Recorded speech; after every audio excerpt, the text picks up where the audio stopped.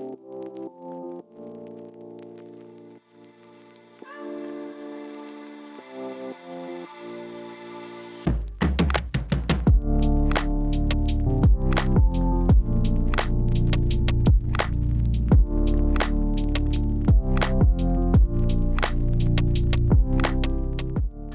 guys, post-editing Shritan here. Just wanted to let you know in case you didn't get the scoop.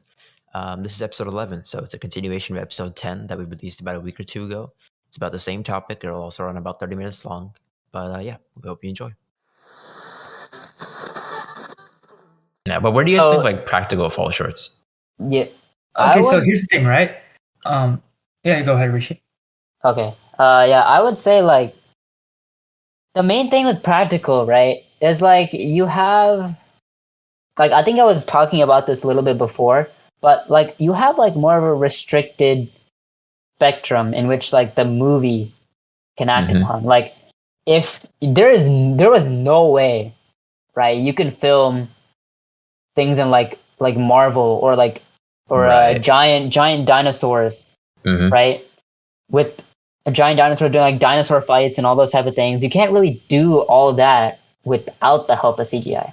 And if it was just practical, it would just be like sure animatronics, but then it would just be like the first. It would be like the first few Godzilla movies. No, Rishi, you just wait for like 10 years when we can clone dinosaurs and you're chilling. We got Jurassic World movies you're right, bro. We're chilling, bro. Yes, we just need dinosaurs to come back to life and eat us, and we got a movie. We don't even have a movie. We're in the movie. Making a blog. Yeah, we're gonna be paying stunt doubles to be eaten by the T-Rex, the real life T-Rex from Jurassic Park. YouTubers are gonna be doing clickbait vlogs about, oh my god, going to a dinosaur park gone wrong. Yeah. But yeah. No, but you know what I'm saying? You can't really reveal over the top visuals and sequences the way you want to with practical effects. True. Speaking of dinosaurs, you know how in for Jurassic World and Jurassic World Fallen Kingdom there was a lot more CGI than practicals, and a couple of fans were complaining about why they didn't use practicals and use CGI, and they actually use practicals in Dominion, but and then they realized that the more CGI in Jurassic World, like the first Jurassic World movie, looked better than the practicals in Dominion, because in Dominion there was sometimes scenes where you could just tell it was an animatronic. Yeah, it was like, I think there were scenes with like baby dinosaurs, and they didn't want to animate it, so you could just tell it was like a toy. Like I don't even. Yeah, it looked like a toy. Yeah. I actually laughed out loud in the theater. It was like, boy, I could buy that at Toys R Us. What are you putting it in a movie for, bro? Yeah, that's what I'm saying, man. It looks stupid. Like I just like fans. I don't know why fans wanted more practicals when the CGI in Jurassic World perfectly fine to me. Yeah, it looked perfectly fine. Like Marvel, I can understand why people want practical because the CGI right now looks horrible. But in the first Jurassic World movie, the CGI was like amazing. So, and they didn't. I mean, I'm sure they used a little practical, but like there was not as much practical as Dominion. And when they overused practicals in Dominion, it looked bad. So there needs to be a balance between the two. I mean, yeah, that's true. And I was go ahead, Rishi. I was also thinking like. I don't know if any of y'all viewers have watched Dominion, but there was like those scenes there was one scene where there was like Chris Pratt and that one other girl, the pilot. They were fighting a raptor on a frozen lake. Right? That was not a raptor, but okay. Martians, we get it. You're a dinosaur nerd. Chill. Okay. Yeah. Okay. Whatever. Whatever. Some like small dinosaur with feathers. Okay. Yeah, that looks exactly like a raptor, but it's not a raptor. Go on. Yeah, according to Varshit. But yeah, like there's no way, like especially the cracks in the ice, unless you want to fall into real cold water, risking hypothermia and killing the actors or whatever. Like I don't know if you're down with that, but which I mean, like Tom Cruise would definitely do, but that's up to him. Tom Cruise.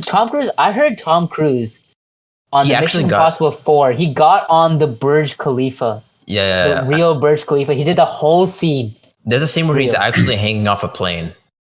He has ropes like holding him to make sure he doesn't fall, but he's actually hanging off a plane. It's insane.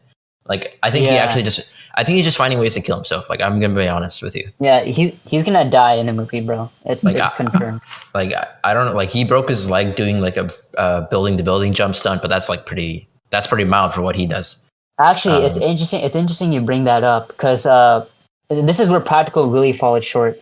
Like even for stuntmen or actors that do their own stunts, they end up actually hurting themselves a lot more than actors who use or prefer CGI or whatever some other method, right? Because remember, there was one interview with Jackie Chan specifically, right? And there was one instance when he was creating a movie. I think he was like jumping on a tree, and right below him was like a stone path or something, right?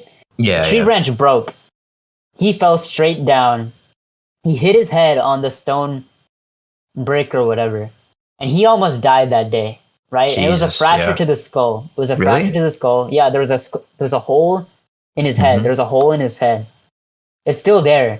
It's still there. You can. He showed like this is one other like interview or something. Like he showed Steve Harvey, and then Steve Harvey could feel the hole in his head. But Jackie Chan could have died that day, right? Yeah, we still have him though. What a national treasure. But I mean, but we lost that one guy. The guy from Fast 5, Paul something.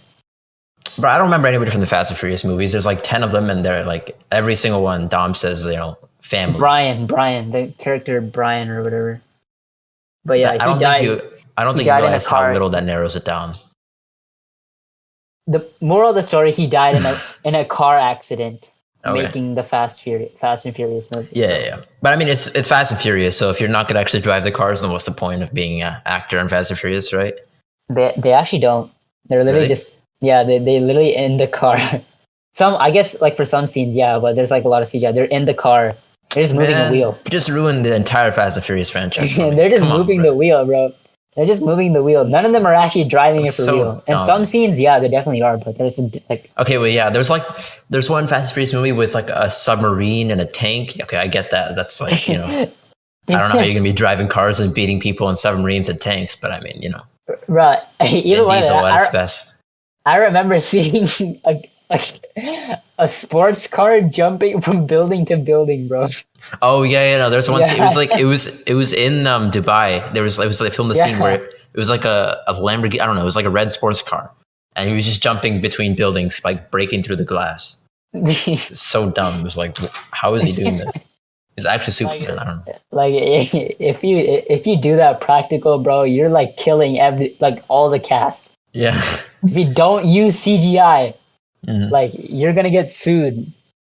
And you're gonna get sued, bro. And then we're not gonna get sued because you have to set it up, obviously. But someone's gonna get hurt for sure. There's no way no one's gonna get hurt. Yeah.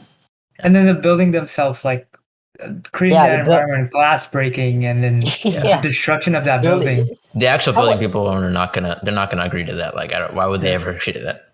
And if you want to create a fake building or a fake environment, that's just way too much to create with practical. Yeah. Like, someone's hard work and sweat created that building. For you to use it in practical and just destroy it all. Come on, man. Bro. Disrespect, bro. I feel bad for people who create sets. Sets that get destroyed, particularly. Like sets, like set makers. I have respect for you, but when they get destroyed, I feel bad for you. Like it's tough out there. But yeah. Okay, so we said a lot about So we said a lot about like CGI and practical sets because. Sorry. It comes out of nowhere. sorry. Respawn. So okay. Listen. I'm gonna give you 5 seconds. All right, we're gonna give you 5 seconds, and then you're gonna say what you want, and we're gonna act like I didn't say anything. Okay. 5, 4, 3, 2, 3, 4, 3, 2, 3, Oh, actually, 1. You're supposed to be talking. Oh, okay. Good thing you talked about sets because imagine sets like Avatar or like even just outer space sets or just like anything like Game of Thrones or anything like Harry Potter or anything that's like supernatural. That's not like stuff you have in the real world. Yeah. It's so hard to create those sets with practical, and CGI is just much. And if you can do it well, it's just a much better option than using practical if you want to create all those complex environments. True. Yeah, but I mean, go ahead. Sorry. Okay. No, I was just gonna say, how about we compare them side by side? Sure. Right. Yep. So let's go from the top. So we know mini Venn diagram. Let's go. CGI. Yeah, let's go. CGI. Okay. So CGI, right? First off, CGI. is like I just said before with the example of Jackie Chan, right? Yeah, It can eliminate almost any harm-doing action sequences, while like practical effects, like the Jackie Chan example, are potentially very, very, very dangerous during stunts. And if you're not like a trained professional, or if you're not like used to this type of stuff, like Tom Cruise or Jackie Chan, like that can be really, really bad. And even though at those times, those professionals still get hurt. Yeah, I mean, and like no matter how much you train, there's always a chance you can get hurt seriously. Yeah, it's unavoidable in some cases, but yeah. I think the second thing is sometimes CGI can off-put the audience with visuals, depending on how well it's done.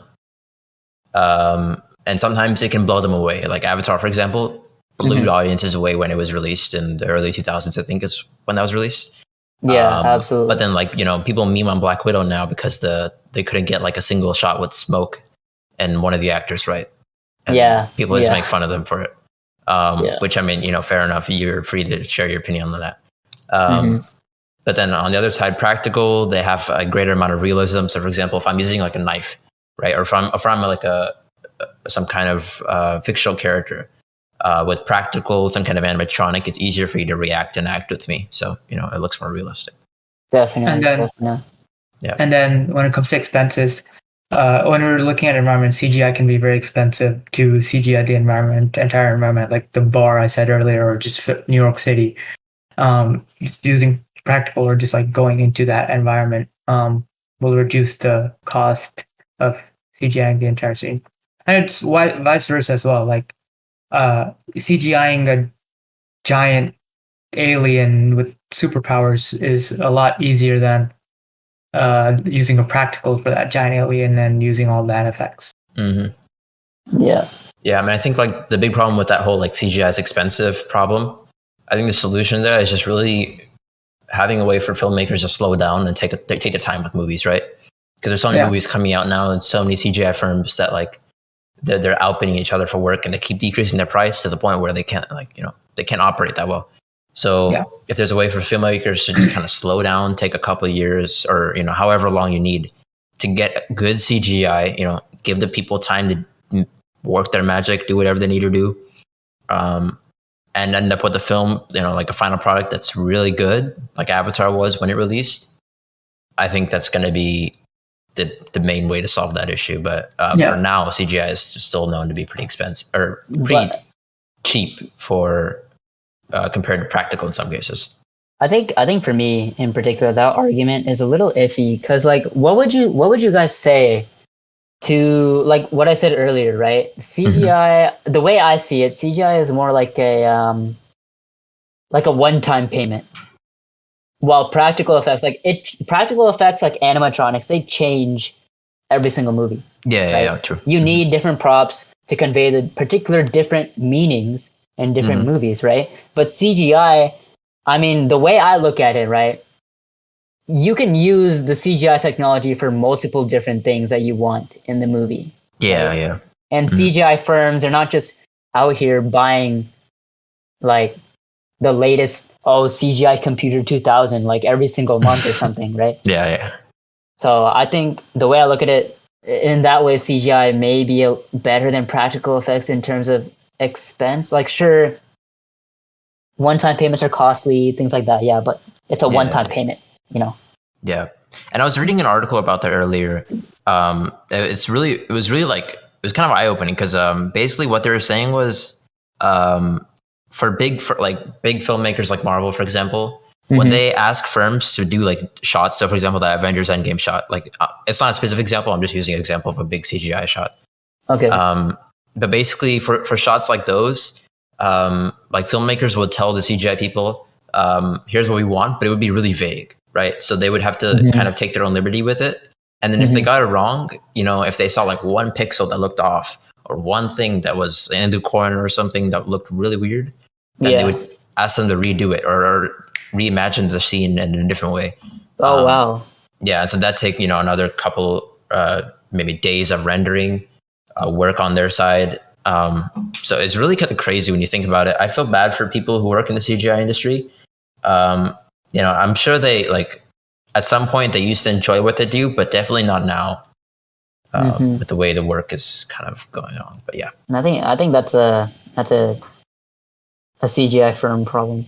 Yeah. Like, the people that just manage or make the movie. Man, you really just said that sounds like a you problem, huh? You really just said that. Basically, if they want it meticulous, if they want every single, shading or detail or shadow in a specific place, I mean, that's a thing that they can have, Okay, so you just said that's a you problem. I understand what I'm saying. Yeah, basically, yeah. Wow. That's what I just said. Insensitive. Okay. Any other comparisons you guys can make between CGI and practical? I was thinking of a couple, but it's so practicals are very good, like for close range, like when there's, like as I said, when there's a lot of detail needed, and detail, you only spot that detail when it's super close range. You're not gonna like the Doc Arc arms example, right? If it's like if he's like 100 meters away in the shot, like no one cares if you have the details or not. The CGI is better because it's wide angle. They're really far away. You're not even going to see the detail. You're probably just going to see the outline of the arms. Right. So having a practical for like a wide angle shot that big is not really that useful. I also want to talk about the antagonist in Stranger Things season 4. Bruh, I didn't watch that, but go ahead. Yeah, I've seen it like in a clip once. Okay, bro. If you didn't watch that, you're behind, bro. I didn't even watch season 1. I'd never watched Stranger Things. Okay, I've watched season 1, but basically, moral of the story. Okay. The antagonist in Stranger Things season 4 is like some sort of humanoid monster in like a different dimension, right? But all like the close-ups is makeup, and that's what makes his look so menacing. It looks so real, and it matches like the atmosphere that the other actors are placed in, right? And that's what makes him like such a menacing villain. Like the whole if you search it up, you can see his face is all like dark and has like all these like veins and things. Right, yep. Yeah, you can't pull that off with CGI. Yeah, I mean, it just looked like you could try, but it just will. For me, it just looked like a Fortnite character, probably. Yeah, Stranger Things, but it's like a Fortnite. Yeah, yeah, it just looked like I mean, that's true. I saw a clip. Yeah, but he went through obviously like a huge amount of time just to make up. But I mean, the end result looked really good. He went 8 hours. Yeah, you just had to sit there. I feel bad for him, but I mean, the acting worked out. So quality-wise, worth it, definitely. Yeah, and I mean, those are some really good comparisons you guys made. But I mean, I think like the caveat to this whole situation is when you really think about it, there's so many movies out there not so many, but that there's like this small subset of movies that combine both really, really well, right? Like they integrate CGI and practical effects into like this perfect mix. So, for example, any ideas I can think off the top of my head, I would say like Jurassic Park. Yeah. Okay, why do we both think of the same thing? I mean, it's like Jurassic Park, the original one. They did it well. The original one. They did it well, bro. Yeah, I saw a video where they basically used like a model of the T-Rex. Like they had a life-size model, and then they had a head model, and then for shots where they needed the fluidity of the motion, that's when they used CGI. So it ended up making this really realistic, kind of T-Rex. And people know Jurassic Park. It's this thing that when you see, you recognize it immediately, and it brings us like nostalgia because you enjoyed it a lot, right? Like it blew your mind when you watched it. Do you guys have any other examples of that? Because I think like that's a small subset where like the movie's basically it's found that perfect mix of both. Definitely, I would say definitely Space Jam. Space Jam was another good one, especially the fact that they had to mix the cartoon characters with the real basketball player. So more cartoony. That's a good thing. The cartoony style fit the CGI or made using CGI fit so well because like it didn't have to be like as realistic as Michael Jordan was, right? Michael Jordan's a legitimate human, but the purpose was to make it cartoony. That's why the CGI worked so well in that movie, right? It just added a whole other vibe. Yeah. I mean, I'm like, I mean, if you compare it to like the new Space Jam, honestly, I would prefer the old Space. I mean, okay, what do you guys think about that? Do you guys prefer the old or the new Space Jam? The one with Michael Jordan or LeBron? Okay, so here's the thing. I've watched a lot of clips of the Space Jam, like both of them, the LeBron James and the Michael Jordan one. I haven't seen any of the whole movie though. Okay. So I don't know if my opinion is credible, but I think I like the first one. The first one, yeah. I think like throwing aside like all the nostalgia and all that stuff that came along with it. Yeah, definitely. Which I mean, I obviously wasn't born in that era, but I still watched it when I was young. But yeah, like the thing with the new Space Jam was like it was a little too crazy for me. And the CGI was like they just kind of went all out for no reason. Yeah. I mean, yeah. And those type of movies, like, you know, what can you do? And it's also when, like, I guess that's what it's going for. But yeah, sorry, I didn't interrupt. One thing, one difference that I find usually when between several movies when they like combine like real environment with like cartoony stuff, like real people with cartoony stuff.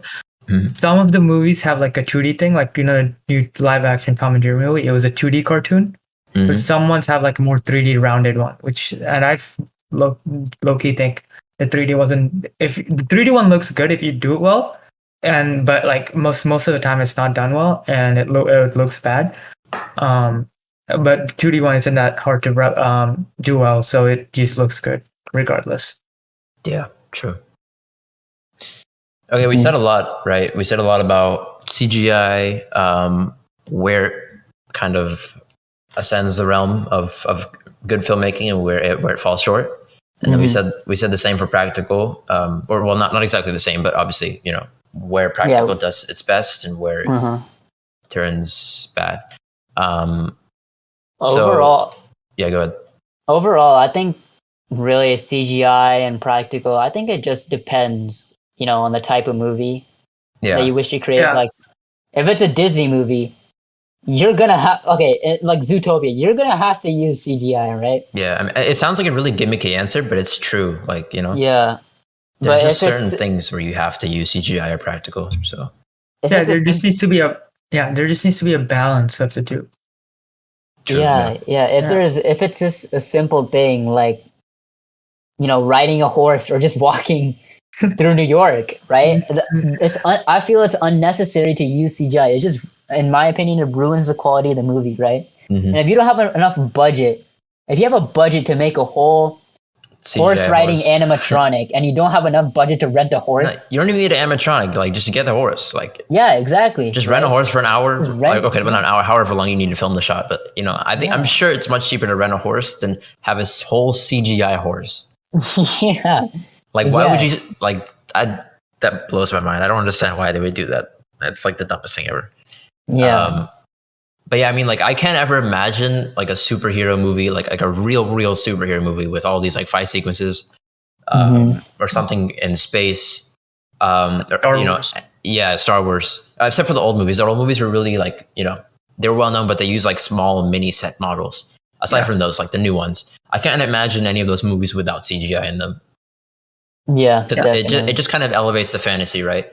Like it makes it more believable because it's crazy, and that's what I love about CGI.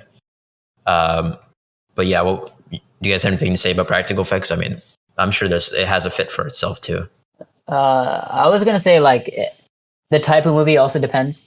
So like I was saying before, if it's a superhero movie, of course you're definitely going to need to use CGI. If it's things like animation or 3D rendering, like Zootopia, sure. But if it's like small scale or simple old time frame movies, like what I mean is like not old movies, but movies that are depicted in the olden times. So like, I think so Wild West type stuff. Yeah, Wild West type stuff. Like if you're making a movie in 2022. Okay, gotcha. It can be depicted like in the 1800s, stuff like that. And just stuff that's grounded to like the human level, right? Like it's with the human people, like it's with the human characters. Nothing that goes too crazy off the rails into like an acid trip territory. But yeah, it definitely makes the scenes all the more believable. But and you save some money in some cases. So I mean, you definitely do.